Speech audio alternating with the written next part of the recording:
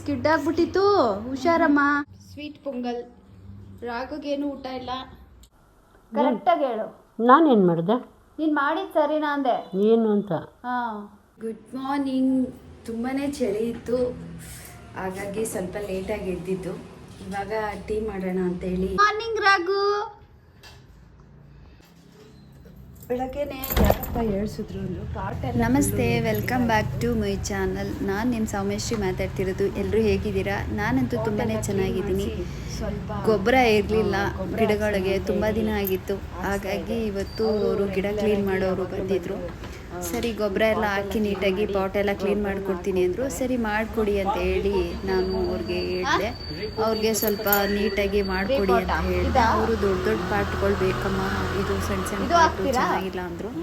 ಏನೋ ಪರವಾಗಿಲ್ಲ, ಈ ಸಲ ಅಡ್ಜಸ್ಟ್ ಮಾಡಿ ನೆಕ್ಸ್ಟ್ ಟೈಮು ನೋಡೋಣ, ದೊಡ್ಡ ದೊಡ್ಡ ಪಾಟ್ ತಂದರೆ ಆಯಿತು ಅಂತ ಹೇಳಿದೆ. ಓಕೆ ಅಂತ ಹೇಳಿ ಅವರು ಕೆಲಸನ ಸ್ಟಾರ್ಟ್ ಮಾಡಿದ್ರು. ನೆಕ್ಸ್ಟ್ ಇದೆಯಾ ಪಾಟ್? ಇದೆಯಾ ನಿಮ್ಮ ಹತ್ರ? ಇದೆಯಾ ಪಾಟು? ಎಷ್ಟು? 120 ಇದೆಯಾ ಇವಾಗ? ಯಾವ ಥರ ಪಾಟು? ಎಲ್ಲಿ ಗಾಡಿ ಇಲ್ಲ? ಅಲ್ಲಿ ಗಾಡಿ ತಂದಿಲ್ಲ, ಮಳೆ ಬರ್ತಲ್ಲ ಅದಕ್ಕೆ ಈ ಸೈಡ್. ಇರ್ಲಿ ಇರ್ಲಿ, ಸರಿ ಪರವಾಗಿಲ್ಲ. ನೀಟಾಗಿ ಕ್ಲೀನ್ ಮಾಡಿ ಹಾಕಿ.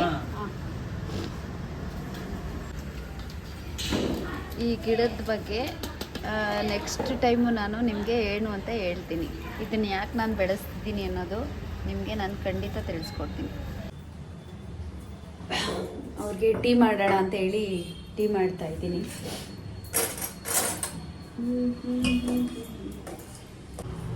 ಇವತ್ತು ಸಂಡೇ ಅಲ್ಲ, ಹಂಗಾಗಿ ಸ್ವಲ್ಪ ಎಲ್ಲರೂ ನಿಧಾನಕ್ಕೆ ಎದ್ವಿ. ಅವರು ಪಾಪ ಚಳಿಲಿ ಬಂದಿದ್ದಾರೆ ಕ್ಲೀನ್ ಮಾಡೋಕ್ಕೆ. ತಗೊಳ್ಳಿ ಟೀ.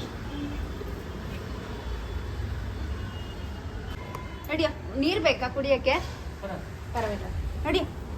ಇವನು ಯಾವಾಗಲೂ ಬರ್ತಾನೆ. ನಡಿಯೋ ನಡಿಯೋ ನಡಿಯೋ ನಡಿಯೋ. ಬಿಟ್ರೆ ಸಾಕು, ಓಡೋಗ್ಬಿಡ್ತಾನೆ ಮನೆ ಬಿಟ್ಟು. ನಡಿಯೋ ರಾಘು. ನಡಿಯೋ. ಪಾಪ ಅವರು ಬೆಳಗ್ಗೆನೆ ಕೆಲ್ಸಕ್ಕೆ ಬಂದಿದ್ರು, ಹಾಗಾಗಿ ಅವ್ರಿಗೆ ತಿನ್ನೋಕ್ಕೆ ಏನಾದರೂ ಕೊಡೋಣ ಅಂತೇಳಿ ನನಗೆ ಅಂತ ದೋಸೆ ತರಿಸ್ಕೊಂಡಿದ್ದೆ. ಸರಿ ಅವ್ರಿಗೆ ಕೊಡೋಣ ಅಂತೇಳಿ ನಾನು ಅವ್ರಿಗಿಟ್ಟೆ. ಪಾಪ ಬೆಳಗ್ಗೆನೆ ಚಳಿಲಿ ಕೆಲಸ ಮಾಡ್ತಾಯಿದ್ರು, ಹಾಗಾಗಿ ಅವ್ರಿಗೆ ನಮಗೆ ಇಟ್ಟಿರುವಂಥ ಊಟನ ನಾವು ಅದನ್ನು ಬೇರೆಯವ್ರಿಗೆ ಕೊಟ್ಟರೆ ಖಂಡಿತ ನಮಗೆ ಒಳ್ಳೆಯದಾಗುತ್ತೆ. ಯಾಕೆ ಅಂದರೆ ನಾವು ಯಥೇಚ್ಚು ಅಡುಗೆ ಮಾಡಿ ಡಬ್ಬಿಗಾಕಿ ಊಟ ಕೊಡ್ತೀವಿ. ಅದಕ್ಕಿಂತ ಪುಣ್ಯವಾದದ್ದು ಅಂದರೆ ಇದು. ನಮ್ಮ ಪಾಲಿನ ಊಟ ನಾವು ಬೇರೆಯವ್ರಿಗೆ ಕೊಟ್ಟು ಹೊಟ್ಟೆ ತುಂಬಿಸಿದ್ರೆ ಖಂಡಿತ ಭಗವಂತ ನಮಗೆ ಒಳ್ಳೇದು ಮಾಡ್ತಾರೆ. ನಿಮ್ಮ ಪಾಲಿನ ಊಟನ ನೀವೇನಾದರೂ ಇಟ್ಕೊಂಡಿದ್ರೆ ಆ ಟೈಮ್ಗೆ ಯಾರಾದರೂ ಮನೆಗೆ ಬಂದರೆ ಖಂಡಿತ ಅವ್ರಿಗೆ ಹೊಟ್ಟೆ ತುಂಬಿಸಿ. ಆ ಪುಣ್ಯದ ಫಲ ನಿಮಗೆ ಖಂಡಿತ ಸಿಗುತ್ತೆ. ದೇವರು ಕೂಡ ನಿಮಗೆ ಒಳ್ಳೇದು ಮಾಡ್ತಾರೆ. ಸ್ವಲ್ಪ ಸಕ್ಕರೆ, ಆಲೂವೆರಾ ಜೆಲ್ಲು ಮತ್ತು ಸ್ವಲ್ಪ ಅರಿಶಿನ, ಆಲೂಗೆಡ್ಡೆ ಇಷ್ಟನ್ನು ಹಾಕಿ ಮುಖಕ್ಕೆ ಲೈಟಾಗಿ ಸ್ಕ್ರಬ್ ಮಾಡೋಣ ಅಂತ ತಗೊಂಡಿದ್ದೀನಿ. ಏನು ಮಾಡೋದು? ಮಾಡೋಣ. ಯಾರೋ ಹೇಳಿದ್ರು ಒಬ್ಬರು, ಏನೂ ಇಲ್ಲ, ಆಲೂಗೆಡ್ಡೆನ ತಗೊಂಡು ಸ್ವಲ್ಪ ಲೈಟಾಗಿ ಅದಕ್ಕೆ ಸಕ್ಕರೆ, ಆಮೇಲೆ ಆಲೂವೆರಾ ಜೆಲ್ಲು, ಸ್ವಲ್ಪ ಅರಿಶಿನ ಹಾಕಿ ಮಸಾಜ್ ಮಾಡಿ ಅಂತ. ಅದಕ್ಕೆ ಮಾಡ್ತಾ ಇದ್ದೀನಿ.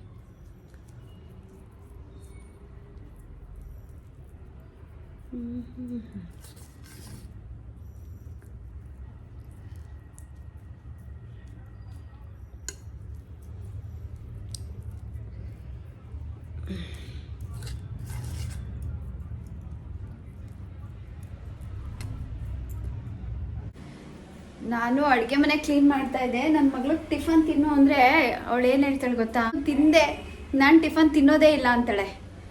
ಬಾರೇಲಿ ಸ್ನೇಹ. ನಿನ್ನೆ ಮುಖ ಎಲ್ಲ ಫುಲ್ಲು ನೋಡು ಗುಳ್ಳ ಥರ. ಹೌದಾ?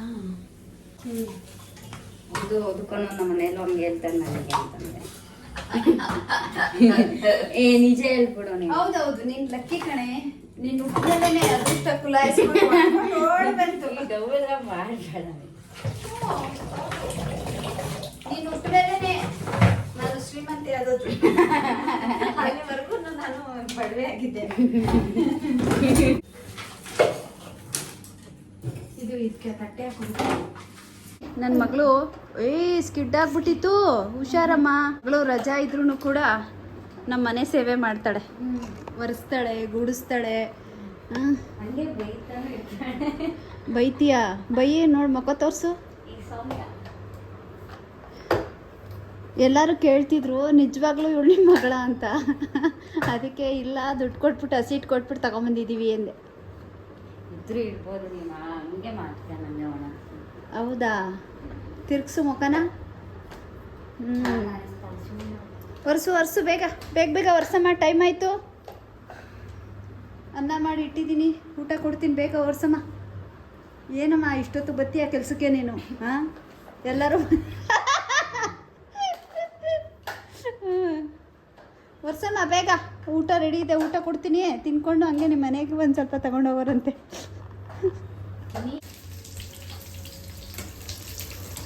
ಬಿಸಿ ಬಿಸಿ ಬೋಂಡ. ಇವತ್ತು ಚಳಿಯಲ್ಲ, ಅದಕ್ಕೆ ಬೋಂಡ ಮಾಡ್ತಾ ಇದ್ದೀನಿ.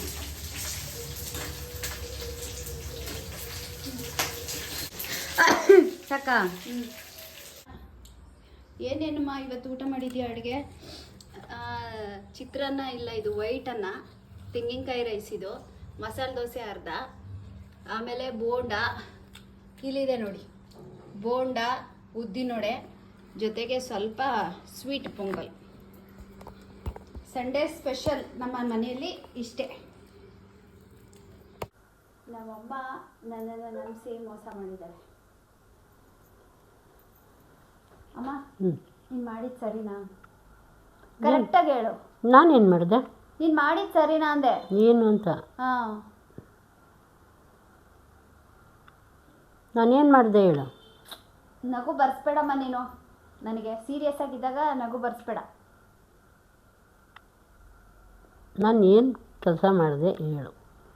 ನಾನು ಸೀರಿಯಸ್ ಆಗಿದ್ದಾಗ ನೀನು ಸೀರಿಯಸ್ ಆಗಿರು, ನಗಬೇಡ. ಆಯಿತು. ಸೀರಿಯಸ್ ಆಗಿರೋ. ಇದ್ದೀನಿ. ಹೌದಾ? ಎಲ್ಲಿ? ಸರಿ ಆಯಿತು. ಇವಾಗ ನಾನು ಕೇಳೋದ ಪ್ರಶ್ನೆಗೆ ಉತ್ತರ ಕೊಡು. ನನ್ನ ಬರ್ತಡೆಗೆ ನೀನು ಯಾಕೆ ಏನು ಕೊಡಿಸಿಲ್ಲ ಗಿಫ್ಟು? ನಾನು ಯಾಕೆ ಕೊಡಿಸ್ಬೇಕು ಗಿಫ್ಟ? ನಾನು ಯಾಕೆ ಕೊಡಿಸ್ಬೇಕು ಅಂದರೆ, ನಂದು ಬರ್ತಡೇ ನೀನು ಕೊಡಿಸ್ಬೇಕು. ನೋಡಿ ಹೆಂಗೆ ಮಾತಾಡ್ತಾರೆ. ನನ್ನ ಬರ್ತಡೆಗೆ ಗಿಫ್ಟೇ ನಮ್ಮ ಕೊಡಿಸಿದ್ಯಾ ಅಂದರೆ ನಾನೇ ಕೊಡಿಸ್ಬೇಕು ಅಂತ ಕೇಳ್ತಾರೆ. ಇದಕ್ಕೇನು ಉತ್ತರ ಕೊಡೋದು? ನೀವೇ ಹೇಳಿ.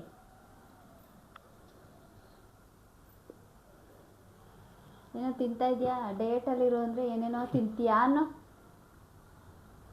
ಓ, ಚಿಂಗಮ್ಮು. ಈಗ ಬತ್ತ ಎಳೆ ಮಗು ಆಯ್ತಾ ಇದೆಯಾ? ಚಿಂಗಮ್ಮಾಗಿದ್ದು ಐಸ್ ಕ್ರೀಮ್ ತಿನ್ನೋದು. ಹಾಂ, ಪಿಕ್ಚರ್ ಸಾಂಗ್ ಮಾತ್ರ ಹಾಕೋಬೇಕು, ದೇವ್ರ ಸಾಂಗ್ ಹಾಕೋಕ್ಕಾಗಲ್ಲ. ಮೂವಿ ಸಾಂಗ್ಗಳೇ ಬೇಕು. ಕೇಳಿದ್ರೆ ನಾನೇನು ಅಜ್ಜಿ ಏನಲ್ಲ, ನಾನಿನ್ನೂ ಹೆಂಗ್ ಲೇಡಿ ಅಂತೀಯ? ಹೆಂಗ್ ಲೇಡಿನ? ಏನು ಗೊತ್ತಾ, ನಮ್ಮ ಮನೆ ಸ್ಟೋರಿ. ನಮ್ಮ ಮನೇಲಿ ಟಿ ವಿ ಸಾಂಗ್ ಹಾಕಿದಾಗ ನಾನು ಆಲ್ಮೋಸ್ಟ್ ರಾಯರ ಸಾಂಗ್ ಕೇಳೋಕ್ಕೆ ಇಷ್ಟಪಡ್ತೀನಿ. ನಾನು ರಾಯರ ಸಾಂಗ್ ಹಾಕ್ತೀನಿ, ದೇವ್ರ ಸಾಂಗು. ನಮ್ಮಮ್ಮ ದೇವ್ರ ಸಾಂಗ್ ಎಲ್ಲ ನೋಡೋದು ತುಂಬಾ ಕಮ್ಮಿ. ಅದಕ್ಕೆ ನನ್ನ ಮಗಳು ಹೇಳ್ತಾಳೆ, ನಿನ್ನ ಮಗಳು ಆಲ್ರೆಡಿ ಓಲ್ಡ್ ಈಸ್ ಗೋಲ್ಡ್ ಥರ ದೇವ್ರ ಸಾಂಗ್ ಕೇಳ್ತಾಳೆ, ನೀನು ನೋಡಿದ್ರೆ ಈಗ ನಿಮ್ಮ ಮಗಳು ಥರ ಈಗ ಏನು ಹೇಳ್ತಾರೆ, ಏಜ್ ಹುಡುಗಿ ಥರ ಸಾಂಗ್ಗಳು ಕೇಳ್ತೀಯಾ ಅಂತ. ಯಾವ್ಯಾವ ಮೂವಿದು ಇಷ್ಟಮ್ಮ ಸಾಂಗ್ ನಿಮಗೆ? ಎಲ್ಲ ಇಷ್ಟ. ಹೌದಾ? ಸರಿ ನೋಡು, ಮರ್ತೇ ಹೋಯ್ತು. ಇದು ಬರ್ತಡೆಗೆ ಏನು ಕೊಟ್ಟಿದ್ದೆ ಗಿಫ್ಟು ಹೇಳು? ಹೋಗ್ಲೇ ಅಲ್ಲ, 5,000 ರೂಪಾಯಿ ಐತೆ, ಸೀರೆ ತಗೊಳ್ಳುವೆ ಬಿಡು. ನೀನು 5,000 ರೂಪಾಯಿಗೆ ಯಾವ ಸೀರೆ ಬರುತ್ತೆ? ಬರಲ್ಲ ಸೀರೆಗಳು. ನನ್ನ ಹತ್ರ ಇರೋದೇ ಅಷ್ಟು.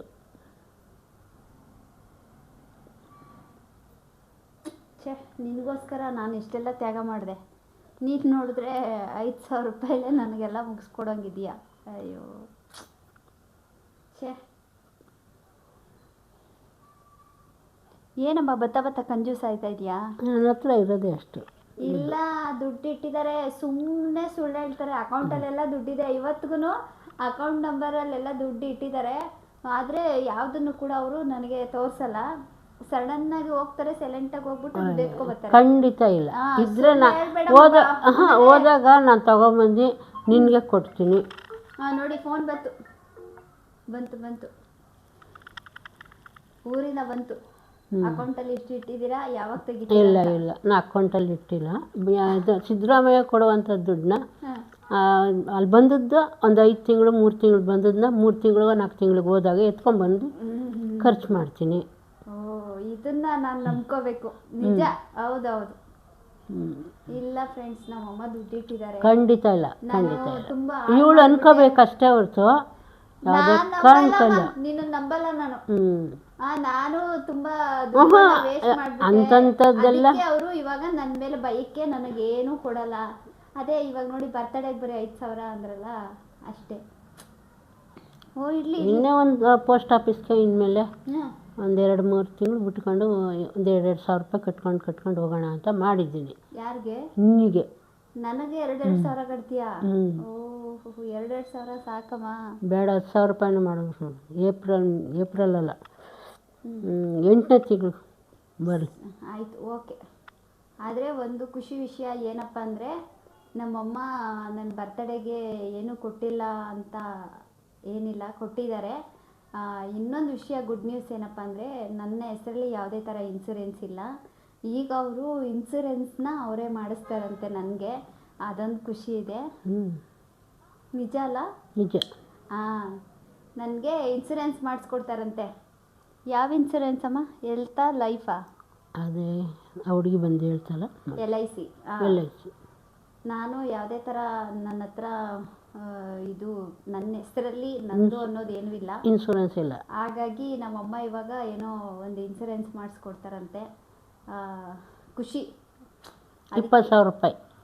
20,000 ರೂಪಾಯಿ ಕೊಡ್ತೀಯಾ? 6 ತಿಂಗಳಿಗೆ, ತಿಂಗಳಿಗಲ್ಲ, 6 ತಿಂಗಳು. 6 ತಿಂಗಳಿಗೆ 20,000 ರೂಪಾಯಿ ಕಟ್ಟು. 40 ಅಲ್ಲ, 40.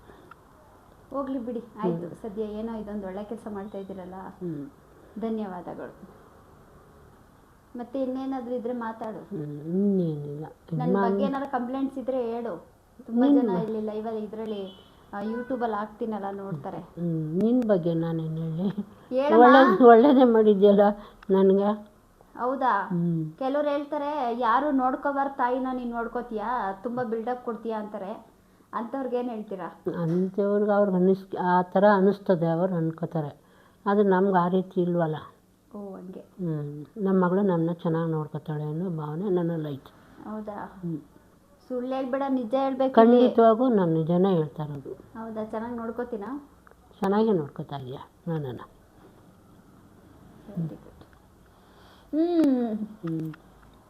ನೋಡ್ದಾ? ನೀನು ಇಲ್ದಾಗಿದ್ರೆ ಯಾರು ನೋಡ್ಕೋತಿದ್ರು ನನ್ನ? ಯಾರು ನೋಡ್ತಿದ್ರು? ಮತ್ತೆ ಹೆಣ್ಮಗು ಆಯ್ತು ಅಂದ್ಬಿಟ್ಟು ಅವತ್ತು ನಾನು ಹೆಣ್ಮಗು ಆಗೋಯ್ತು ಅಂದ್ಬಿಟ್ಟು ತುಂಬಾ ಬೇಜಾರು ಮಾಡ್ಕೊಬಿಟ್ರಂತೆ. ಅಂದರೆ ಹೆಣ್ಮಗು ಇನ್ನೇನು ಮುಂದೆ ಕಷ್ಟ, ಬಡತನ, ಇದಕ್ಕೆ ನಾನು ಅದೊಂದು ಯೋಚನೆ ಮಾಡಿದ್ನೇ ಹೊರತು, ಇರೋದೊಂದು ಜಮೀನು ಉಳಿಸ್ಕೊಂಡು ಅದನ್ನು ನಿನಗೆ ಕೊಟ್ಟೆ ಅಲ್ವಾ? ಇನ್ನೇನು ನಾನೇನು ಮಾಡಿಕೊಂಡೆ? ಹೋಗ್ಲಿ ಬಿಡು. ಏನಪ್ಪ ಈ ಕತೆ ಅಂದರೆ, ನಾನು ಹುಟ್ಟಿದಾಗ ನಮ್ಮಮ್ಮ ನನಗೆ ಹೆಣ್ಮಗು ಆಗೋಯ್ತು ಅಂತ ತುಂಬ ಫೀಲ್ ಮಾಡಿದಾರಂತೆ.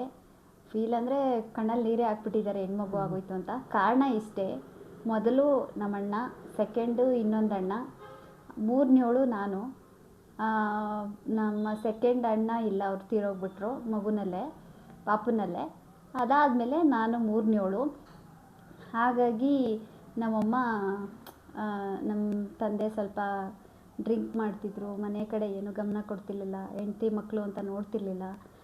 ಇಂಥವ್ರನ್ನ ನಾನು ಮದುವೆ ಮಾಡ್ಕೊಂಡಿದ್ದೀನಿ. ನನ್ನ ಮಕ್ಕಳನ್ನ ಹೆಂಗೆ ಸಾಕೋದು, ಮುಂದೆ ಅವ್ರನ್ನ ಹೆಂಗೆ ಅವ್ರ ಜೀವನನ ರೂಪಿಸಿ ಅವ್ರಿಗೆ ಹೆಂಗೆ ಮದುವೆ ಮಾಡಿಕೊಡೋದು ಏನು ಅಂತ ಅವರು ನಾನು ಹುಟ್ಟಿದಾಗಲೇ ಎಲ್ಲ ಯೋಚನೆ ಮಾಡಿ ಆ ಥರ ಬೇಜಾರು ಮಾಡಿಕೊಂಡ್ರು. ಇವತ್ತಿಗೂ ಹೇಳ್ತಾರೆ ನನಗೆ, ನಿಜವಾಗ್ಲೂ ಅವತ್ತು ಬೇಜಾರು ಮಾಡಿಕೊಂಡೆ, ಇವತ್ತು ನಿಜವಾಗ್ಲೂ ಖುಷಿ ಆಗುತ್ತೆ. ನೀನಿಲ್ಲ ಅಂದಿದ್ರೆ ನನ್ನ ಕತೆ ಏನಾಗ್ತಿತ್ತೋ, ನನ್ನನ್ನು ತುಂಬ ಚೆನ್ನಾಗಿ ನೋಡ್ಕೋತಿದ್ಯಾ ಅಂತ. ಥ್ಯಾಂಕ್ಸ್ ಅಮ್ಮ. ನಮ್ಮಮ್ಮನ ಬಗ್ಗೆ ಹೇಳೋಕ್ಕೆ ಏನೂ ಇಲ್ಲ, ಏನು ಹೇಳೋದು, ಏನೂ ಇಲ್ಲ. ಮನಸ್ಸಿಂದ ಬಂದದನ್ನ ನಿನಗೆ ಹೇಳಿದೆ ಅಷ್ಟೇ. ಹೌದಾ? ಓಹೋ, ಏನು ಮನಸ್ಸಿಂದ ಏನು ಬಂತು? ದುಃಖ. ಹೌದಾ? ಯಾವಾಗತ್ತೆ? ಅತ್ತೆ ಕಣ್ಣಲ್ಲಿ ನೀರೇ ಬಂದಿಲ್ವೇ? ನೋಡು ನಗ್ತಿದ್ಯಾ ನೋಡು ಹ್ಞೂ ನೋಡು ಅಳು ನೋಡಿಲ್ಲಿ ಓ ಅಳ್ತಿದ್ದಾರೆ ತಾಯಿ ಸುಮ್ಮನೆ ಅವೆಲ್ಲ ಅಳಕ್ಕೆ ಬರಲ್ಲ ತಾಯಿ ನಿಮ್ಮ ಅಜ್ಜಿ ಅಳ್ತಿದ್ದಾರೆ ಕಣ ಸುಮ್ಮನೆ ಅವೆಲ್ಲ ಕಣ್ಣಲ್ಲಿ ನೀರು ಬರಲ್ಲ ಆ ಥರ ಎಲ್ಲ ಹೌದಾ ದುಃಖ ಇದ್ರೆ ಮಾತ್ರ ಬರುತ್ತೆ. ಇಲ್ಲಿ ಅಳ್ತಿದ್ದಾರೆ ನಮ್ಮಮ್ಮ ನನಗೂ ಅಳು ಬರ್ತಿದೆ ನನಗೆ ಅಳು ಬರಲ್ಲ ಯಾಕಂದರೆ ಈರುಳ್ಳಿ ಹಾಕೊಂಡೇ ಅಳಬೇಕು ಕಣ್ಣೀರೆಲ್ಲ ಹೋಗ್ಬಿಟ್ಟಿದೆ ಸುಮ್ಮನೆ ವೇಸ್ಟ್ ಮಾಡಿಕೊಂಡೆ ವ್ಯರ್ಥ ಮಾಡಿಕೊಂಡೆ ಈಗೆಲ್ಲ ಅಳೋ ಸೀನಿಲ್ಲ ಯಾಕೆಂದರೆ ಯಾವಾಗಲೂ ನಾವು ಪಾಸಿಟಿವ್ ಆಗಿರಬೇಕು ನೆಗೆಟಿವ್ ಆಗಿ ಥಿಂಕ್ ಮಾಡಬಾರ್ದು ಅನ್ನೋ ಒಂದು ಪಾಠನ ನಾನು ಕಲ್ತಿದ್ದೀನಿ. ಯಾಕೆ ಅಂದರೆ ನಾವೆಷ್ಟು ಖುಷಿಯಿಂದ ಇರ್ತೀವೋ ಮತ್ತು ಎಷ್ಟು ನಾವು ಪಾಸಿಟಿವ್ ಆಗಿರ್ತೀವೋ ನಾವು ಅಂದ್ಕೊಂಡಿದ್ದೆಲ್ಲ ಸಕ್ಸಸ್ ಆಗೇ ಆಗುತ್ತೆ. ಅದಂತೂ ಸತ್ಯ. ನನ್ನ ಜೀವನದಲ್ಲೂ ಅಷ್ಟೇ ಸುಮಾರು ಇತ್ತೀಚೆಗೆ ಅಂದರೆ 1 ವರ್ಷದಿಂದ ನಾನು ತುಂಬಾ ಚೇಂಜ್ ಆಗಿದ್ದೀನಿ. ಅದಾದಮೇಲೆ ನೆಕ್ಸ್ಟು ಇತ್ತೀಚೆಗೆ ನಾನು ರಾಯರ ಪೂಜೆ ಮಾಡಿದೆ 21 ಡೇಸು. ಅವತ್ತಿಂದ ಇನ್ನೂ ಚೇಂಜ್ ಆಗಿದ್ದೀನಿ, ಇನ್ನೂ ಬದಲಾವಣೆಗಳಾಗಿದ್ದೀನಿ. ನಾನು ಏನನ್ನು ಕಲಿತಿದ್ದೀನಿ, ನನಗೆ ಯಾವುದರಿಂದ ಒಳ್ಳೆಯದಾಗಿದೆ ಅದನ್ನು ನಾನು ನಿಮಗೂ ಕೂಡ ತಿಳಿಸ್ಕೊಡ್ತೀನಿ. ಪಾಸಿಟಿವ್ ಆಗಿರಿ, ನೆಗೆಟಿವ್ ಆಗಿರಬೇಡಿ. ನಮ್ಮಮ್ಮಂಗೆ ಆಪ್ರೇಷನ್ ಮಾಡ್ಸೋಕೆ ಹೋದಾಗೂ ಅಷ್ಟೇ ನಾನು ಪಾಸಿಟಿವ್ ಆಗಿದ್ದೆ, ಒಳ್ಳೇದಾಗೇ ಆಗುತ್ತೆ, ಹುಷಾರಾಗ್ತಾರೆ ಅಂತ. ಆದರೂ ಎಲ್ಲೋ ಒಂದು ಕಡೆ ಆಪ್ರೇಷನ್ಗೆ ಕರ್ಕೊಂಡು ಹೋಗ್ತಿದ್ದೀನಿ, ಭಯ ಅನ್ನೋದಿರುತ್ತೆ. ಆ ಭಯ ಇತ್ತು, ಇಲ್ಲ ಅಂತ ಹೇಳಲ್ಲ. ಆದರೆ ರಾಯರು ನನ್ನ ಜೊತೆ ಯಾವಾಗಲೂ ಇದ್ದರು. ಆಪ್ರೇಷನ್ಗೆ ಹೋದಾಗಂತೂ ನಿಜವಾಗ್ಲೂ ಪ್ರತಿಯೊಂದು ಟೆಸ್ಟ್ಗಳಿಗೋಗಲಿ ಎಲ್ಲೇ ಹೋಗಲಿ ಎಲ್ಲ ಕಡೆ ನನಗೆ ಯಾರೋ ಒಬ್ಬರು ರಾಯರ ರೂಪದಲ್ಲಿ ಬಂದು ನನ್ನನ್ನು ಮಾತಾಡಿಸಿ, ಜೊತೆಗೆ ಅವರು ನಮಗೆ ತುಂಬ ಹೆಲ್ಪ್ ಮಾಡಿದ್ದಾರೆ. ಅವ್ರಿಗೆಲ್ಲರಿಗೂ ಮತ್ತೊಮ್ಮೆ ನಾನು ಥ್ಯಾಂಕ್ಸ್ ಹೇಳ್ತೀನಿ. ತುಂಬಾ ಹೆಲ್ಪ್ ಆಗಿದೆ. ನಾನು ಯಾವತ್ತೂ ಕುಗ್ಲಿಲ್ಲ, ಪಾಸಿಟಿವ್ ಆಗಿದ್ದೆ. ಇವ್ರಿಗೆ ಆಪ್ರೇಷನ್ಗೆ ಕರ್ಕೊಂಡು ಹೋಗುವಾಗ ಮಾತ್ರ ಸ್ವಲ್ಪ ದುಃಖ ಆಯಿತು. ಅದು ಬಿಟ್ಟರೆ ಆಮೇಲೆ ಏನಿಲ್ಲ, ಆರಾಮಾಗಿ ವೀಡಿಯೋಸ್ಗಳನ್ನ ಮಾಡಿಕೊಂಡು ನಾನು ನಮ್ಮಮ್ಮ ಹಾಸ್ಪಿಟ್ಲಲ್ಲೂ ಕೂಡ ಎಲ್ಲರೂ ಮಾತಾಡಿಸ್ಕೊಂಡು ನಾವು ಖುಷಿಯಾಗಿದ್ವಿ. ನಿಮ್ಮೆಲ್ಲರ ಬ್ಲೆಸ್ಸಿಂಗ್ಸು ಅಂದರೆ ನಿಮ್ಮೆಲ್ಲರ ಆಶೀರ್ವಾದ ನಮಗೆ ನಿಜವಾಗ್ಲೂ ಒಂದು ಪಾಸಿಟಿವ್ ವೈಬ್ಸ್ ಕೊಟ್ಟು ನಾವು ಪಾಸಿಟಿವ್ ಆಗಿದ್ದೀವಿ, ಚೆನ್ನಾಗಿದ್ದೀವಿ ಅಲ್ಲಮ್ಮ. ಚೆನ್ನಾಗಿದ್ದೀವಿ, ಇಲ್ಲ ಅಂತ ನಾನು ಹೇಳೋದೇ ಇಲ್ಲ. ನಾವು ಯಾವಾಗಲೂ ಅಷ್ಟೇ, ನಮ್ಗೆ ಎಷ್ಟೇ ಕಷ್ಟ ಇರಲಿ ನಾವು ಪಾಸಿಟಿವ್ ಆಗಿದ್ರೂ ನಾವು ಚೆನ್ನಾಗಿದ್ದೀವಿ ಅಂತ ನಮ್ಮ ಬಾಯಲ್ಲಿ ಯಾವಾಗ ನಾವು ಅವಾಗ ಹೇಳ್ತಾ ಇರ್ತೀವಿ. ಖಂಡಿತ ನಮಗೆ ಅದು ಒಳ್ಳೇದಾಗೇ ಆಗುತ್ತೆ. ಯಾವಾಗ ನೋಡಿದ್ರೆ ಅಯ್ಯೋ ಇಲ್ಲ ಏನೋ ಕಷ್ಟ, ಪ್ರಾಬ್ಲಮ್ಮು, ಕಷ್ಟ ಸಾಯೋವರೆಗೂ ಇದ್ದೇ ಇರುತ್ತೆ. ಜೀವ ಬಿಡೋವರೆಗೂ ನಮಗೆ ಕಷ್ಟಗಳು, ಸುಖ ಕಷ್ಟ ಎಲ್ಲ ಬರುತ್ತೆ. ಎಲ್ಲವನ್ನು ಫೇಸ್ ಮಾಡ್ಕೊಂಡು ಹೋಗ್ತಾ ಇರಬೇಕು ಅಷ್ಟೇ. ಎಲ್ಲದಕ್ಕೂ ಫೇಸ್ ಮಾಡೋಕ್ಕೆ ಏನು ಬೇಕು ಅಂದರೆ ಸ್ಮೈಲ್ ಬೇಕು, ನಗು.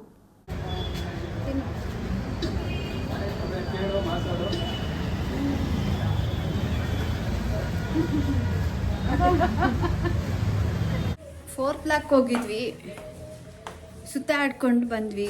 ನನ್ನ ಮಗಳು ನನಗೆ ಏನು ಕೊಡಿಸಿದ್ಲು ಅಂದರೆ ಸಾಕ್ಸು. ಸ್ನೇಹ ಏನು ಮಾಡ್ತಿದೀಯಾ? ನನ್ನ ಮಗಳು ಪಾತ್ರೆ ತೊಳೆದ್ಲು. Thank you. ಕಲ್ತ್ಕೋಬೇಕು ಎಲ್ಲ ಈಗಿನಿಂದ ಸೊಸೋದು. ಅಮ್ಮ ಊಟ